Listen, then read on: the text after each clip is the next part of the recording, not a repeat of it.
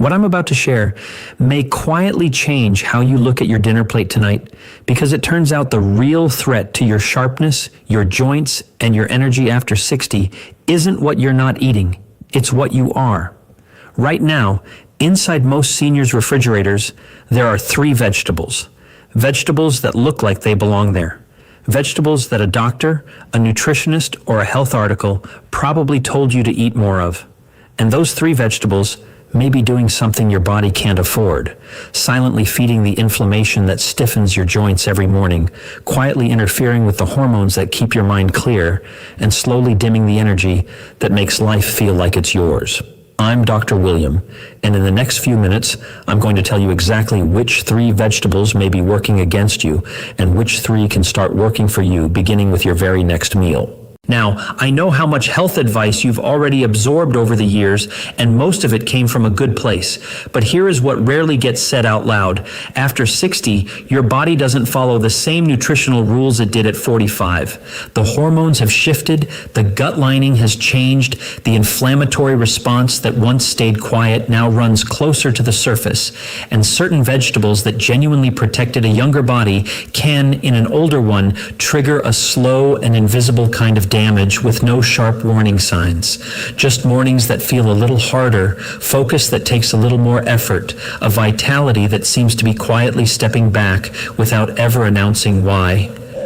That matters more than most people realize, because the mental sharpness, the joint mobility, and the physical confidence you're protecting aren't just comfort, they are the difference between a life lived on your own terms and one that slowly gets handed over to limitation. And the research is clear.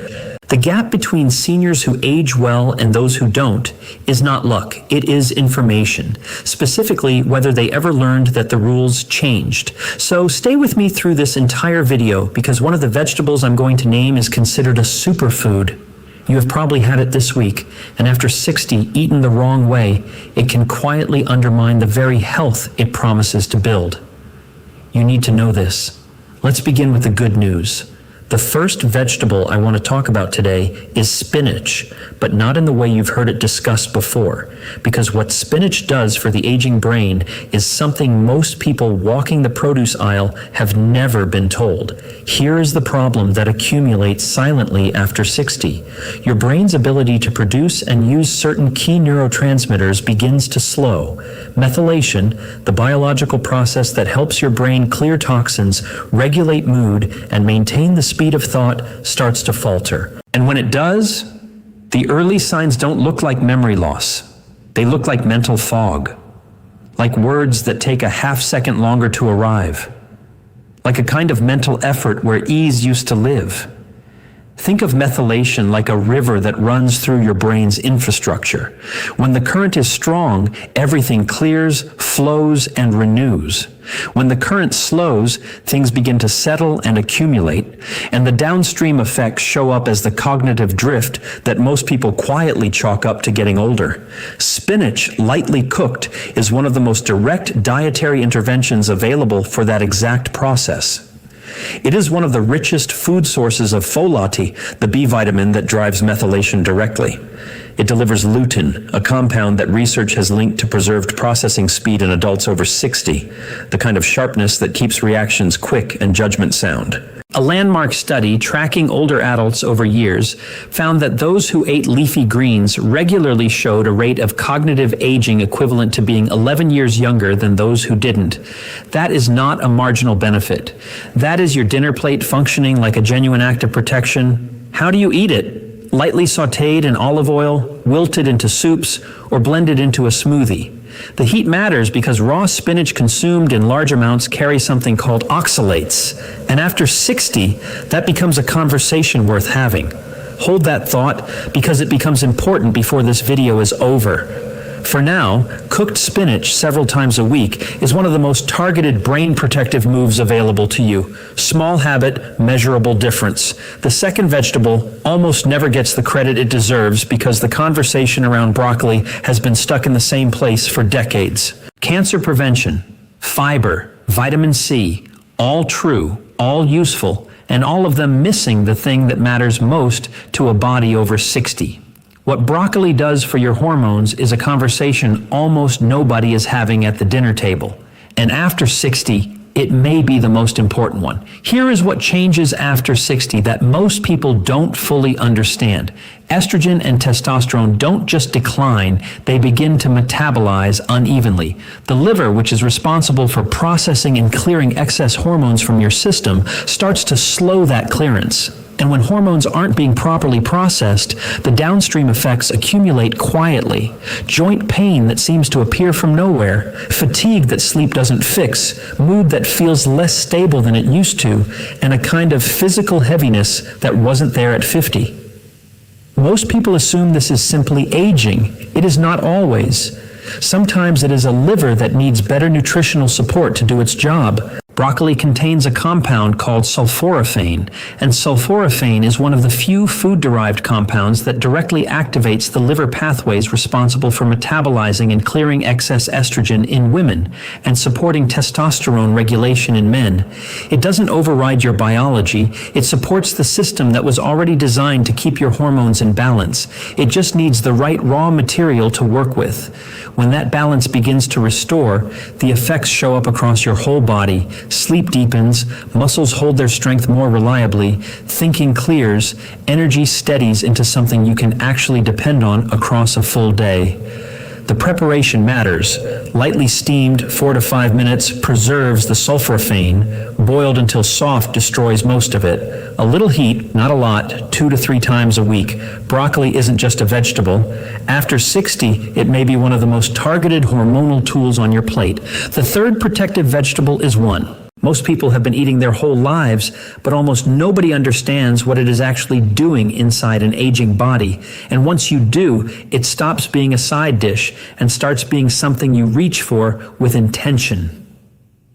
Carrots after 60 are doing two things simultaneously that matter enormously, and most people only think about neither of them. The first is what happens in your joints. Beta-carotene, the compound that gives carrots their deep orange color, converts inside your body into vitamin A. And vitamin A plays a quiet but critical role in maintaining synovial fluid, the biological lubricant that cushions the surfaces of your joints and allows them to move without grinding. Think of it as the oil in a hinge. When the oil is there, the hinge swings freely. When it thins, every movement carries a little more friction, a little more resistance, a little more of the stiffness that makes mornings feel like a negotiation. That thinning isn't inevitable. It is partly nutritional, and beta-carotene is one of the most direct dietary inputs available to slow it. The second is vision, and this connects directly to something with real stakes. The carotenoids in carrots, particularly lutein and zeaxanthin, accumulate in the lens and retina of the eye and help preserve the visual acuity that keeps your environment readable and your footing certain. After 60, the relationship between vision quality and fall risk is not subtle. Depth perception, peripheral awareness, the ability to read a step or a curb accurately, these depend on eye health in ways that compound over time. Carrots are one of the few foods that speak directly to that system.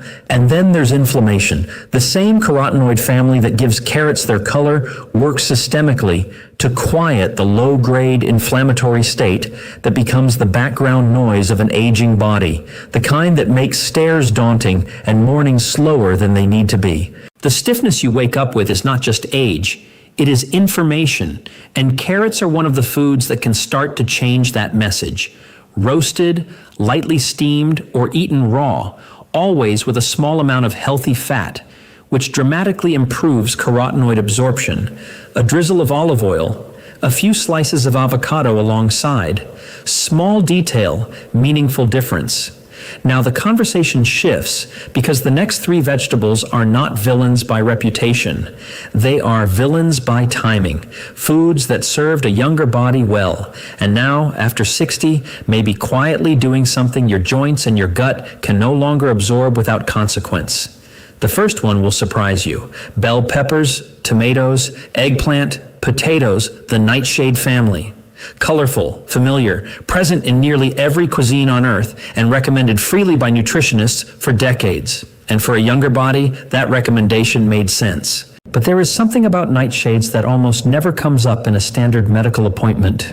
Every vegetable in the nightshade family contains a class of naturally occurring compounds called alkaloids, solanine, shaconine, capsaicin derivatives. In a young, robust digestive system, these compounds are neutralized efficiently. The gut lining is thick, selective, and well defended. Most of the alkaloids are processed and cleared before they have the chance to do anything significant. After 60, that changes. The gut lining thins, its selectivity weakens, and alkaloids that a younger gut would have managed without incident begin to pass more freely into circulation, where they interact with joint tissue, trigger localized immune responses, and feed the low-grade inflammation that already runs closer to the surface in an aging body. The result doesn't announce itself. There is no single meal that causes a flare. It is slower and quieter than that. It shows up as the morning stiffness that takes longer to walk off, the joint ache that seems to have no clear source, the fatigue that persists even after a reasonable night of sleep. Most people assume this is simply the accumulation of years. Some of it is, but for a significant subset of adults over 60, a meaningful portion of it is alkaloid load, and it is entirely addressable. You may have been eating your way into the very inflammation you've been trying to escape. Not every senior responds to nightshades the same way. Some tolerate them without issue, but for those who are sensitive, and there are more than most physicians realize, removing nightshades for just 30 days produces changes they describe as nothing short of remarkable. Clearer mornings, quieter joints, and ease of movement they had stopped expecting. If you've ever noticed your joints feel worse after certain meals, leave the word awake below. You may be more sensitive than you know. Corn is harder to talk about than nightshades because corn isn't just a food, it is a memory. Summer evenings, family tables, the kind of meal that feels like it belongs to something larger than nutrition, and I want to honor that because the goal here is never to strip the joy from eating. It is to make sure the foods you love are not quietly costing you more than you realize. Here is what changes after 60 that makes corn a different calculation than it used to be. Insulin sensitivity declines with age, gradually, invisibly, and almost universally. What that means in practical terms is that the blood sugar spikes your body once handled without consequence now land differently. A younger metabolism absorbs a high glycemic meal and recovers quickly, cleanly, with no lasting effect. An older one absorbs the same meal and triggers a cascade that takes longer to resolve. And while it's resolving, things are happening that accumulate over time. Elevated blood sugar, even temporarily, damages the small blood vessels that feed your brain, your eyes, and your extremities. I have watched patients in their late 60s and 70s make these specific swaps, adding cooked spinach, steamed broccoli, and roasted carrots, pulling back on nightshades, corn, and raw kale in excess, reduced, rethought, or prepared differently. 6 vegetables, 2 lists, a meaningful shift in what your body receives every single day. After 60, you are not in decline. You are in refinement, and every meal from here forward is a chance to prove it.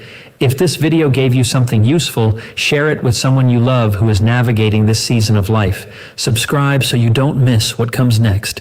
The information that changes things is rarely the loudest, but it is always worth finding.